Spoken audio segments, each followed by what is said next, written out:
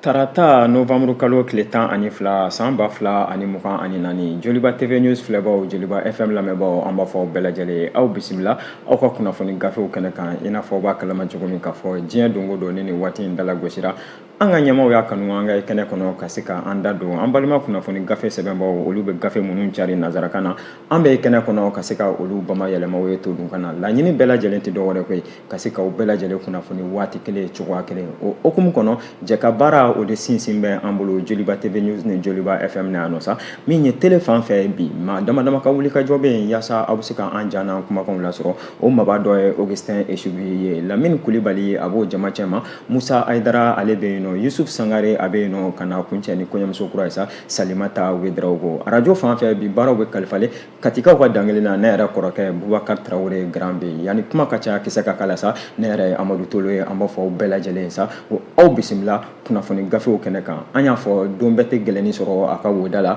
o hukumu kɔnɔ sa bi gafe fila pe an ye o de sɔrɔ an tɛgɛ kɔrɔ min ye Nouvelle Horizon ale ni Soir de Bamako an bɛ tila ka an da don kɔnɔ kumaw la ka sababuya kɛ min ye Nouvelle Horizon a ye bɔli kɛ bi a kumana Soir de Bamako a fana ye bɔli kɛ bi a kumana an b'a fɔ a ye tuguni aw bisimila aw ka télé mandi sanfɛ aw bisimila aw ka radio mandi kɛnɛ kan min ye Joliba TV News ani Joliba FM an t'a bila dagirinda la koyi an b'a daminɛ ni min ye Nouvelle Horizon kɛ Nouvelle Horizon a ye bɔli kɛ an ye kibaruya damadama tɔmɔ a kɔnɔna la a ka dakuru ɲɛ fɔlɔ dɔ bɛ yen sa min ni o bɛ sanfɛ kalanko ale ko fɔ n'an b'a wele ko enseignement supérieur ka kɛɲɛ ni min ye Kɛmɔkɔ Jabate ale ka fasiri don Nouvelle Horizon kɔnɔ a y'a jira k'a fɔ ko min ye sanfɛ kalanko o bunako hukumu kɔnɔ ko Mali jamana ale ni Congo jamana ko bolodi ɲɔgɔnma o bɛ ka sigi sen kan kosɛbɛ kosɛbɛ an ka sanfɛ kalanko o hukumu kɔnɔ n'a bɛ wele ko coopération universitaire Kɛmɔkɔ Jabate ale de ye fasiri kɛ Nouvelle Horizon kɔnɔ a y'a sinsin kan a y'a jira k'a fɔ ko min ye Mali minisiri min ni ale bɛ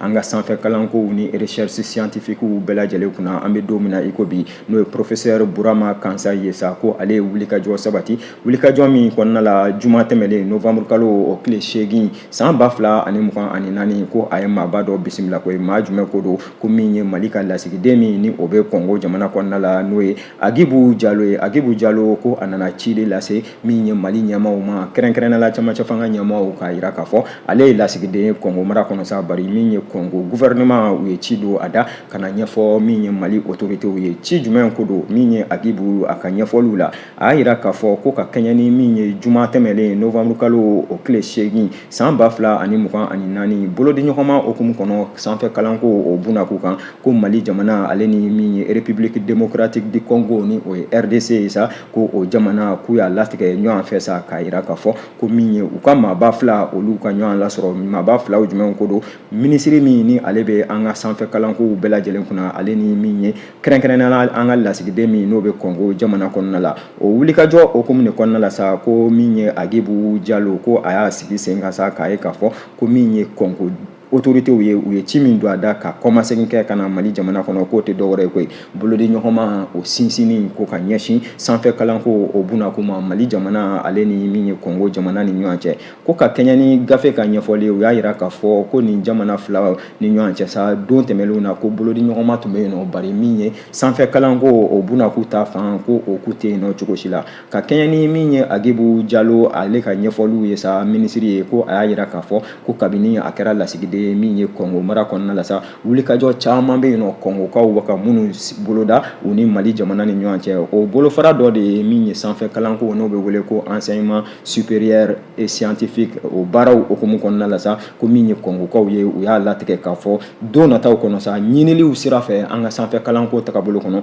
Congokaw ka jɛkulu olu ka se ka na baaraw sabati Mali kɔnɔna la Mali fana jɛkulu ka se ka baara sabati Congo jamana kɔnɔna la ko k'a sababuya kɛ Congokaw ka ɲɛfɔli la gafe kɔnɔna la sa ko wulikajɔ don wulikajɔ min n'a bɛ jamana fila in bɛɛ lajɛlen nafa ko janko jamana fila minnu ko n'u bɛ conseil africain et malgache pour l'enseignement supérieur n'o bɛ wele an fɛ ko CAMES ni jamana fila bɛɛ lajɛlen bɛ CAMES kɔnɔ ko CAMES ka ŋaniya dɔ don wulikajɔ hukumu kɔnɔna la ɲɔgɔndan an b'a dɔn k'a fɔ o caman bɛ CAMES o bolo kan yaasa aw ka jamana kalanko a bɛ se ka san sɔrɔ cogoya minnu na o hukumu de kɔnɔna la sa ko min ye nin wulikajɔ ye nin jamana fila u y'a latigɛ sa k'a fɔ min ye Mali jamana ale ni Congo jamana ye don nataw kɔnɔ k'a fɔ k'u bɛna file fiyɛ ka taa sira kelen fɛ sanfɛ kalanko o ta bunak'u kan ko hali baara ɲɔgɔnya kɛ kalandenw mana tila kalanw na sa u ka se ka taga ni ka segin ka sabati ni jamana fila ni ɲɔgɔn cɛ baarako yɛrɛ bunak'u kan o b'a yira k'a fɔ ko Mali sanfɛ kalanko maaw sa min ye enseignement supérieur maaw ye ani recherche scientifique ko n'u tilala kalan ninnu na u bɛ se ka taa bolofara dɔw kɛ min ye Congo jamana kɔnɔ o tagabolo kelen in fana kɔnɔ Congo kalanden minnu ni olu fana tilala n'u y'a laɲini k'a fɔ k'u bɛna Mali kɔnɔ ka na baara dɔw ka na olu sabati o ka se ka kɛ k'a sɔrɔ n'a ma kɛ ni gɛlɛya si ye don nataw kɔnɔna la nin wulikajɔ min ni a sabatira gafe ka ɲɛfɔli la sa kɛrɛnkɛrɛnnenya la Nouvelle Horizon Kemoko Jabate a ye sinsinni k'a kan k'a yira k'a fɔ ko wulikajɔ hukumu kɔnɔ sa ko kɛnɛ in ko a wasara k'a sababuya kɛ k'a kɛra tare ye min ye Burama Kansa ye minisiri min ni ale bɛ an ka sanfɛ kalankow bɛɛ lajɛlen kunna sa ale ni Kongokaw ka lasigiden ko u y'a latigɛ sa k'a ye k'a fɔ ko don nataw kɔnɔ ni ɲɔgɔn ye a tɔ bɛna sinsin u ni ɲɔgɔn cɛ fasiri an y'a bɔ Nouvelle Horizon kɔnɔ u ka bi bɔli don aw bonya b'a la.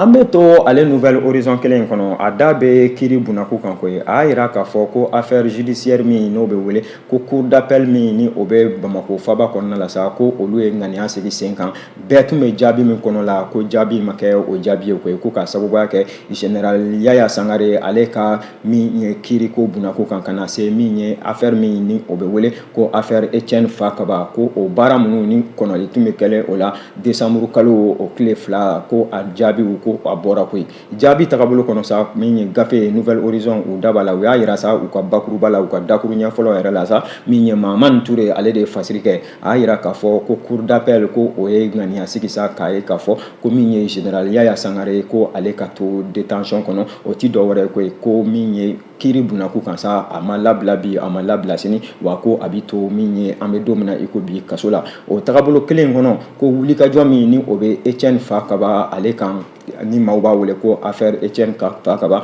ko u ye o renvoyer koyi u y'o renvoyer ko ka bila kɛrɛnkɛrɛnnen la décembre kalo nata o tile fila o bolo kan gafe daba la min ye Mamani Ture ale de ye fasiri kɛ Nouvelle Horizon kɔnɔ a y'a yira k'a fɔ ko général Yaya Sangare ko ale condamné ku don don tɛmɛlenw kɔnɔna la kabini août kalo san 2024 tribunal de la commune 5 ye ale fɛ ko outrage à magistrat o baaraw hukumu kɔnɔna la sa k'a k'u yira la k'a fɔ ko san kelen n'a kunkanfɛ ko o kaso ko a bɛ o kɛ o général ka wulikajɔw bɛɛ lajɛlen hukumu kɔnɔna la sa a n'a masurunyabaaw a surunadolibaw ko u k'u ye wele bila kiiri tigilamɔgɔw ma n'a bɛ wele ko appel baara min ko ni o kɛra tɛnɛn octobre kalo tile 28 san 2024 cour d'appel de Bamako ale kɔnɔna la ko o jaabiw ko o de bɔlen filɛ nin sa jaabi min kɔnɔna la sa n'u y'a yira k'a fɔ ko maa kofɔlen ko a bɛ to a tɛ se k'a kun bila fiɲɛ la cogo si la nin waati kɔnɔna la sa wa o tagabolo kelen in na ko wulikajɔ minnu ni olu tun sabatira a ko kɔnɔna la sa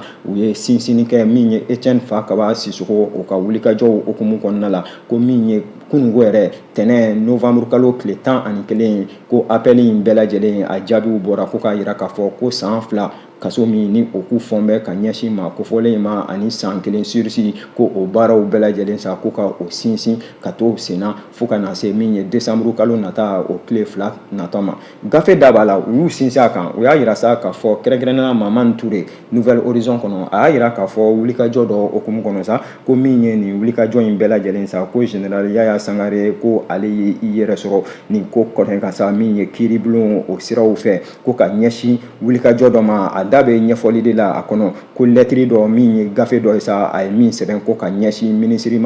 min ni o bɛ ɲɛsinen an ka kiirikow bɛɛ lajɛlen ma n'o ye justice ani droit de l'homme garde so ko o wulikajɔw bɛɛ lajɛlen de kɔnɔna la sa don tɛmɛlenw na ko jateminɛ caman nana ye a ko kɔnɔna la sa fo ka na ni ɲangili waleyaw ye a kɔnɔ ɲangili waleya minnu ni olu welela ko outrage à magistrat ko o donni kama a baaraw n'u tagabolo kɔnɔna la sa kiiri ye baara dɔw kɛ baara minnu kɔnɔna la ni u ye jaabi di jaabi minɛ jaabi o hukumu de kɔnɔna la sa ko maa kofɔlen ale n'a a surunadolibaw u ye appel kɛ ka ɲɛsin min ye tribunal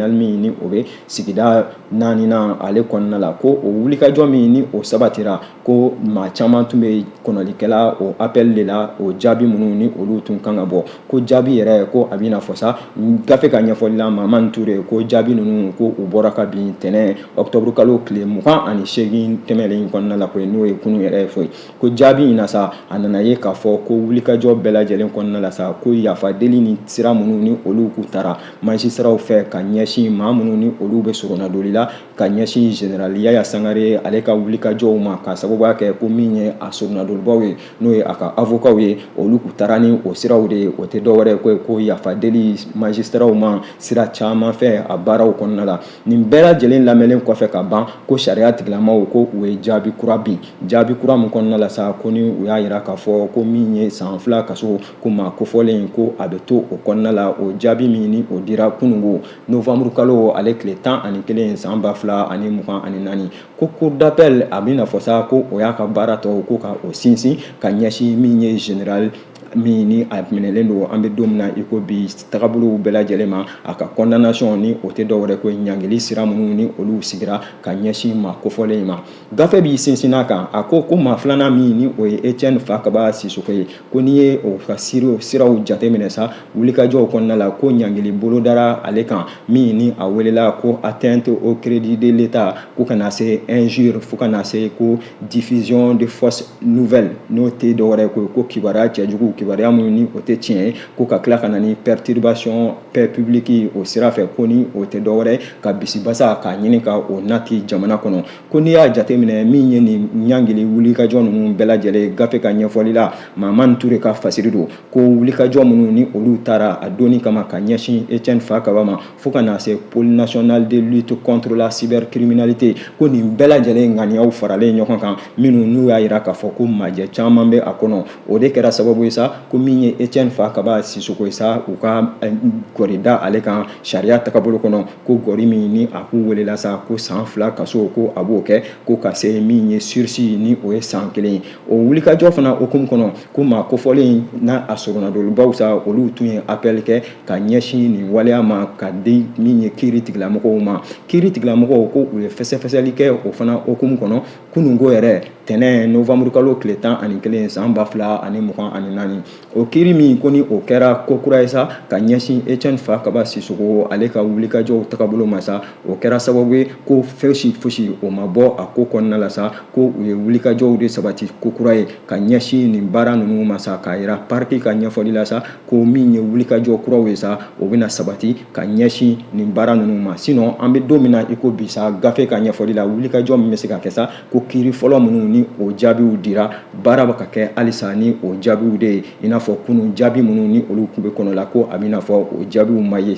cogo si la wa baaraw ko olu sinsinna baara kɔrɔ kan min ni o kɛra jaabi kɔrɔ ye fasiri kɛba ale ka ɲɛfɔli la Mamani Ture ale de ye fasiri in kɛ Nouvelle Horizon kɔnɔ bi bɔli don aw bonya b'a la.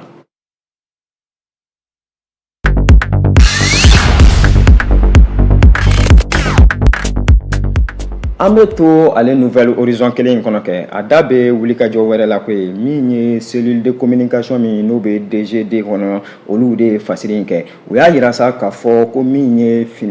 minɛnw ye sa kɛrɛnkɛrɛnnenya la furakɛli minɛnw kɛrɛnkɛrɛnnenya la ka na se furaw yɛrɛ ma sa ko o caman ko o de daragira min ye kuri douane fɛ ka ɲɛsin maa dɔw ma ko maa minnu ni u ka wulikajɔ tɛ fosi ye ka fura cɛjugu k'a ɲini ka olu ladon jamana kɔnɔna la gafe da b'a la min ye DGC maaw ye u y'a yira sa k'a fɔ ko wulikajɔ bɛ ko o sabatira Nouvelle Horizon ka bi bɔli a b'o kɔnɔ ko wulikajɔ sabatira kuri ni Mali ni ɲɔgɔn cɛ sa tagabolo dɔ kɔnɔna la wulikajɔ min ni an ka douane tigilamɔgɔw ko ni o ye gosili kɛ ko ye gosili jumɛn ko don ko min ye pharmacie minɛnw kosɛbɛ kɛrɛnkɛrɛnnen la fura cɛjugu doncogo cɛjugu ko o tɔn 30 ko min ye Mali douane ye sa kuri mara kɔnɔna la ko u sera k'u tɛgɛ da o waleyaw kan ko dancɛ min ni o bɛ min ye Burkina Faso ale ni Mali ni ɲɔgɔn cɛ ko baara ninnu bɛɛ lajɛlen sabatira yen nɔ de ka ɲɛsin wulikajɔ ma wulikajɔ min gafe ka ɲɛfɔli la sa ko n'a kɛra juma tɛmɛlen novembre kalo tile 8 ko baara ninnu bɛɛ lajɛlen k'a kɛra nɛgɛ kaɲa 10 waatiw kɔnɔna la ko waati min na ni douaniers ko u taara bɔ a kalama k'a ye k'a fɔ ko min ye bolifɛn dɔ ye n'a tɔgɔ yɛrɛ bɛ fɔlen yan n'u ko camion don ko a fan bɛ kosɛbɛ min ye furaw la fura minnu ni olu tɛ fura cɛjugu cɛɲumanw ye pharmacie ko ale tagabolo kan an da tɛna se fura ninnu bɛɛ lajɛlen tɔgɔ ma ka sababu kɛ kɛnɛya tigilamɔgɔw de bɛ fura ninnu dɔn ko bari min ni o sinsinnen don kɔni la jɛ tɛ kelen fura minnu ka don jamana kɔnɔna la sa ko o sira dɔw ku don gafe y'a yira k'a fɔ ko société de transit dɔ ko olu de wulikajɔ in bɛɛ lajɛlen sabati k'a ɲini k'a don ni fura ninnu ye ko k'a min ye an ka finitigiw kɛrɛnkɛrɛnnenya an ka douaniers ko ka olu suɲɛ dogoli sira fɛ n'a bɛ wele sa ko tromper la vigilance o baara minnu ko ni a y'a ɲini ka olu kɛ k'o de kɛra sababu ye sa min ye koli 2000 ani 30 n'a kunkanfɛn ko ka u ɲɛsin ni o ye min ye an ka douaniers ma k'a yira k'a fɔ ko samaraw ko o de b'u bolo n'o bɛ wele ko chaussure ko o wulikajɔ min ni o kɛra ko min ye koli wɛrɛ ye tuguni koli min ni a bɛ talikɛla koli 70 n'a kunkanfɛn kan ko u y'a yira k'a fɔ ko o ye pneus ye mobili pneus ko fo ka na se koli 300 ani 24 k'u y'a yira k'a fɔ ko olu ye serviettes n'a ɲɔgɔnnaw ye ko ja sɛgɛsɛgɛli hukumu kɔnɔ gafe ka ɲɛfɔli la sa ko bureau min n'o bɛ inspecteur général des douanes Fuseni Kamara n'a ka cɛdenw ko u ye wulikajɔ sabati nin ko kɔnɔ ka fɛsɛfɛsɛli kɛ ko ka na ye k'a fɔ ko wulikajɔ fɛn fɛn bɛ fɔlen camion in kɔnɔ minɛnw na sa ko tiɲɛ t'a la bi tiɲɛ t'a la sini ko o hukumu yɛrɛ kɔnɔna la sa ko min ye chauffeur min ni o bɛ camion in hukumu kɔnɔna la n'o tun b'a boli la sa ko u sera ka dankari o la ka lajɛli kɛ baara ninnu kɔnɔ ka wajibiya mobili ka dayɛlɛ lajɛli ka kɛ a kɔnɔna la ko société de transit dɔ o bɛ jamana kɔnɔna la sa olu de k'u ye u ka papiyew yɛrɛ da min ye baara in bɛɛ lajɛlen kan ka jɛ ɲini ni a tagabolow ye ko min ye douaniers ye sa ko olu ka fɛsɛfɛsɛliw bɛɛ lajɛlen kɔnɔ u nana wolo kan k'a ye k'a fɔ ko minɛn caman b'a kɔnɔ min ye minɛn minnu ni olu fɔlen tɛ o tagabolo kelen in kɔnɔ ko min ye hali minɛn dɔw ye minnu n'u bɔra nanzara jamanaw kan da yɛrɛ bɛ don ni min ye Amérique jamana dɔw la ko min ye kɛrɛnkɛrɛnnenya la New York ka na se min ye jamana wɛrɛw olu tɔgɔ bɛ fɔlen yan nɔ ko o minɛn dɔw olu tun b'a la ko inspecteur général des douanes Amadu Konate a n'a ka cɛdenw sa ko u kɔni sera k'u tɛgɛ da nin waleya ninnu kan wa don nataw kɔnɔ sa ko k'a lajɛ maa minnu ni olu sen bɛ nin waleya ninnu na sa u ka bila bɔgɔ jɛninen sira kan yaasa baaraw olu bɛ se ka sabati an b'a fɔ tare tare ka foli ka o kɛrɛnkɛrɛn an ka douanier tigilamɔgɔw ye i n'a fɔ gafe da b'a la cogoya minnu na gafe a ye gɔrituru nin waleya in kan k'a yira k'a fɔ sa ko don tɛmɛnlenw kɔnɔna la min ye jamana fan caman ye minɛnw tun bɛ don cogo min ye maaw ja minɛnw bɛ bɔ cogo min ye maaw ja ko bari an bɛ don min na i ko bi ko foli belebeleba a kan ka di Mali finitigiw ma kɛrɛnkɛrɛnnenya la douaniers ko laban min ni o kɛlen filɛ gafe ka ɲɛfɔli la sa ko général de douane min ni o ye Amadu Konate a n'a ka cɛdenw sa ko u sera k'u jɔ u jɔyɔrɔ la fo k'a fɔ k'u jɔ u jɔyɔrɔ la fasiri a bɛ Nouvelle Horizon kɔnɔna la cellule de communication min n'o bɛ douane tɔgɔ la sa olu de fasiri kɛ aw bonya b'a la.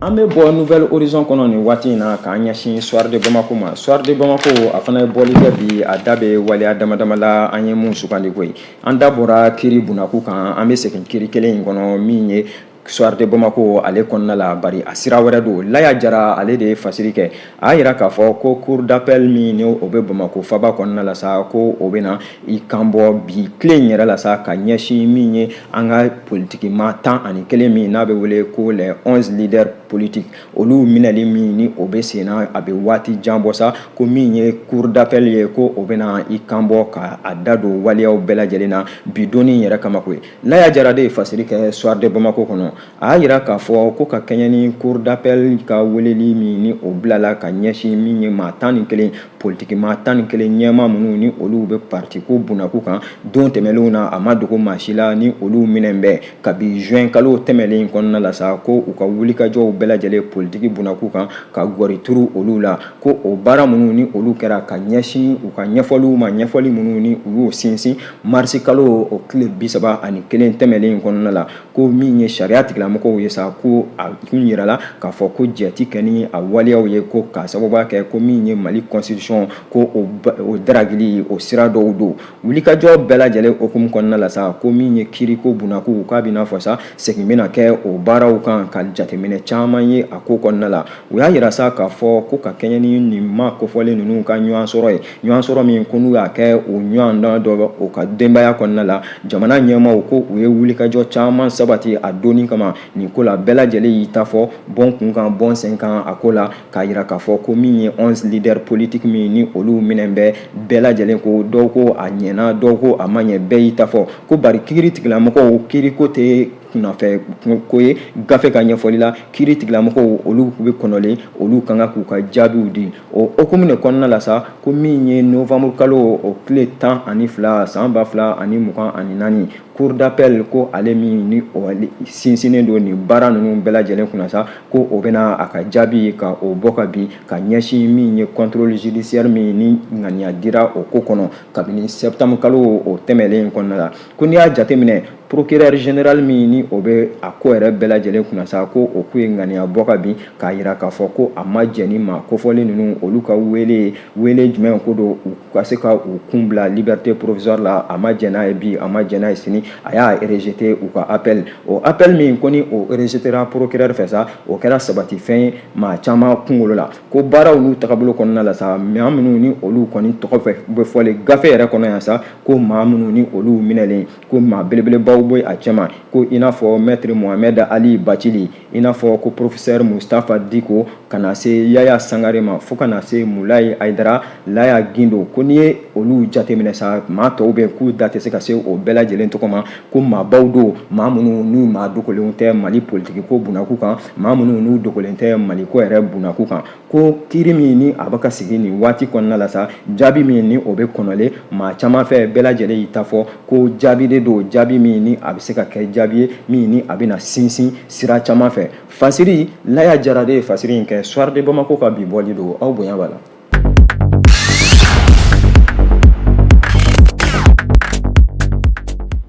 An b'a kuncɛ ni M5 RFP olu ka meeting belebeleba min ni o kuma bɛ sen na an b'an da don a la Laya Jara ale de ye fasiri kɛ a y'a yira k'a fɔ ko comité stratégique min n'o bɛ M5 RFP ale tɔgɔ la sa ko olu y'a latigɛ k'a fɔ ko meeting belebeleba b'u bolo meeting min ni a bɛna kɛ sibiri nata ko laɲini bɛɛ lajɛlen tɛ dɔwɛrɛ ko ye Laya Jara ka ɲɛfɔli la sa ko ka u ka jɛkulu yɛrɛ M5 RFP ka a girinya a yanga ka se ka o jateminɛ ko min ye baara ninnu ye sa k'a bɛna kɛ sibiri novembre kalo o tile 16 san 2024 ka kɛɲɛ ni min ye bonya bɛɛ lajɛlen ye ko o tan bɛɛ nin waati kɔnɔ k'a di jamana premier ministre Dr Choguel Kokala Mayiga ma gafe y'a yira Laya Jara ka ɲɛfɔli don ko ka kɛɲɛ ni kibaruya minnu ni ale olu sɔrɔ